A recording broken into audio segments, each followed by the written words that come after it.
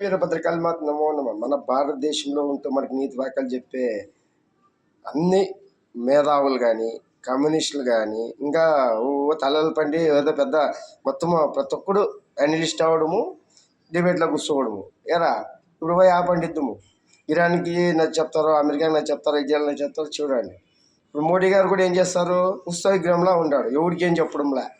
ఆయన ఏదో విశ్వగురువు, అఖండ భారత్ ఎట్లయితుందిరా. శివుడు వస్తున్నాడు, వీరభోగ వసంతరాలే వస్తున్నాడు కాబట్టి ఆయన వచ్చి ఆడిస్తాడు. ఇంకా ఆట ప్రతి ఒక్కటి ఆ భగవంతుడు శివుడు చేసేదాన్ని అంత క్రెడిట్లు తీసుకొని మీరే గొప్పలు అవుతున్నారు. ఎస్సీలు బీసీలు ఓసీలు ఒక్కడొక్క ఉద్యమాలు చేసుకుంటా మొత్తం మానవ జాతిని నాశనం చేసుకుంటున్నాము.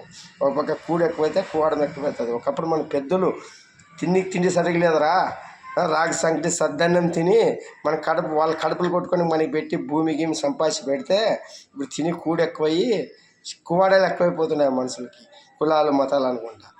అందరి భారతదేశంలో ఒక హెచ్చరిక మన ఆయన వీరభద్రుడు యుగంలో స్టార్ట్ చేసింది కరోనాతో. మన ఆరోగ్యాలు మన చావులు చూపించినాడు.